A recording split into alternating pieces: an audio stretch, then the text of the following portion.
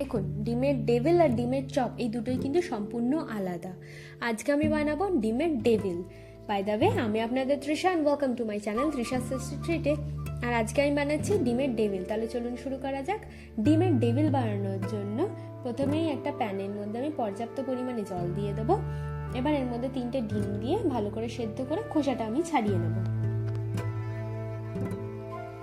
এবার চাকু দিয়ে আমি এটাকে দুভাগে ভাগ করে নেব। আপনারা চাইলে গোটাও ব্যবহার করতে পারেন বা 4 ভাগ করেও নিতে পারেন। এবার আমি এর ওপর দিয়ে স্বাদ মতো নুন আর গোলমরিচের গুঁড়ো দিয়ে দেবো। এবার একটা চপারে একটা পেঁয়াজ, 10 কোয়া মতো রসুন, অল্প একটু আদা আর 2টো কাঁচা লঙ্কা দিয়ে ভালো করে আমি চপ করে নেব। আপনারা যদি চান তাহলে হাতেও কুচিয়ে নিতে পারেন। দেখুন, আমার চপ করা রেডি। এবার আবার একটা প্যানের মধ্যে আমি পর্যাপ্ত পরিমাণে জল দিয়ে 2টো আলু দিয়ে খোসা ছাড়িয়ে নেব। সেদ্ধ করে খোসাটা ছাড়িয়ে নিচ্ছি। এবার একটা কাঁটা চামচ দিয়ে ভালো করে আমি এটাকে ম্যাশ করে নেব। দেখুন, ম্যাশ করা হয়ে গেছে। এবার কড়ার মধ্যে 2 থেকে 3 চামচ মতো তেল দিয়ে দেব। তেলটা ভালো করে আমরা গরম করে নেব। এবার এতে আমি 2টো তেজপাতা দিয়ে দিচ্ছি, দিয়ে ভালো করে তেজপাতাটাকে ভেজে নেব। এবার আমি এর মধ্যে পেঁয়াজ কুচিটা দিয়ে দেবো। দেওয়ার পর ভালো করে আমরা একসাথে এটাকে ভেজে নেব। দেখুন, আমাদের পেঁয়াজটা বেশ ভালো করে ভাজা ভাজা হয়ে গেছে। এবার আমি এর মধ্যে 1/2 চামচ মতো হলুদ গুঁড়ো, 1 চামচ কাশ্মীরি লাল লঙ্কার গুঁড়ো, 1/2 চামচ ধনে গুঁড়ো আর স্বাদ মতো নুন দিয়ে ভালো করে এটাকে ভেজে নেব। আচ্ছা, আমি এর মধ্যে একটু জল দিয়ে দিচ্ছি যাতে মশলাটা পুড়ে না যায়। এবার আমি ভালো করে মশলাটাকে কষে নিচ্ছি। এবার এর মধ্যে 200 গ্রাম মতো মাটন কিমা দিয়ে দেবো, দিয়ে ভালো করে মশলাটার সাথে কষে নেব। এবার আমি এর মধ্যে অল্প একটু জল দিয়ে মাটনটাকে ভালো করে মিশিয়ে সেদ্ধ করে নেব। এবার আমি স্বাদ মতো চিনি দিয়ে ভালো করে মিশিয়ে নিচ্ছি। এবার আমি সেদ্ধ করা আলুটাকেও এর মধ্যে দিয়ে দেবো, দিয়ে ভালো করে মিশিয়ে নেব। এবার এর মধ্যে 1/2 চামচ মতো গরম মশলার গুঁড়ো, 2 চামচ মতো বিস্কুটের গুঁড়ো দিয়ে ভালো করে মিশিয়ে নেব।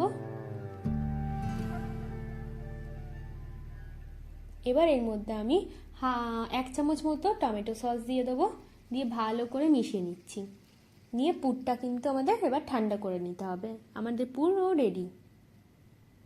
এবার একটা বোলের মধ্যে ডিম দিয়ে দিচ্ছি, দিয়ে নুন আর 1/2 চামচ মতো গোলমরিচের গুঁড়ো দিয়ে ভালো করে মিশিয়ে নেব। আচ্ছা, 2টো ডিম দেবো, একটা আগে দিয়েছিলাম, কম লাগছিল বলে এখন আরেকটা দিলাম। ভালো করে মিশিয়ে নিচ্ছি।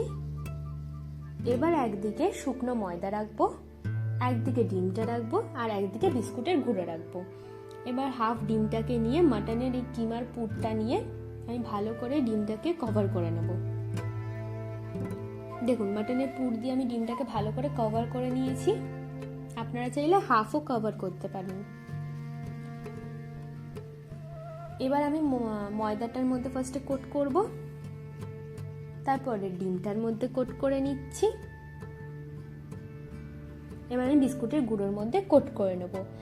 আচ্ছা, এখানে বলে রাখি, আপনারা চাইলে সিঙ্গেল কোটও করতে পারেন বা ডাবল কোটও করতে পারেন। আমি এখানে ডাবল কোট করছি। আবার আমি ডিমের মধ্যে দিয়ে দেবো, দিয়ে আমি বিস্কুটের গুঁড়োর মধ্যে দেবো। আচ্ছা, এখানে বলে রাখি, আমি যেহেতু প্রচুর বড় বড় সাইজের করেছি তাই আমার টোটাল 6 পিস মতো হয়েছে। আপনারা যদি ছোট করেন তার বেশিও হতে পারে। দেখুন, আমাদের সব কটা করা হয়ে গেছে। এবার কড়াইতে তেল দিয়ে ভালো করে এটাকে গরম করে একটা একটা করে ডেভিল দিয়ে ভালো করে আমরা এটাকে ভেজে নেব। এগুলো একটু সময় নিয়ে ভাজবেন। আর আপনারা যদি এটা ফ্রিজেও রাখতে চান রেখে দিতে পারেন। 1 মাস মতো এটা খুব ভালো থাকবে। আপনারা যখন ইচ্ছা হবে ফ্রিজ থেকে বার করে ডাইরেক্ট তেলে দিয়ে ভেজে খেয়ে নিতে পারেন। দেখুন, আমাদের ডিমের ডেভিল কিন্তু প্রায় ভাজা হয়ে গেছে। এবার আমি ডিমের ডেভিলগুলোকে তুলে নেব। দেখুন আমাদের ডিমের ডেভিল রেডি। ওর ওপর দিয়ে বিট নুন আর স্যালাড দিয়ে সার্ভ করলে কিন্তু আমাদের ডেভিল একদম রেডি। আমার ভিডিওটি যদি আপনাদের ভালো লেগে থাকে তাহলে প্লিজ একটি লাইক করবেন, প্রচুর শেয়ার করবেন, আর এরকম আরও ভিডিও পেতে আমার চ্যানেলটিকে সাবস্ক্রাইব করবেন। নমস্কার।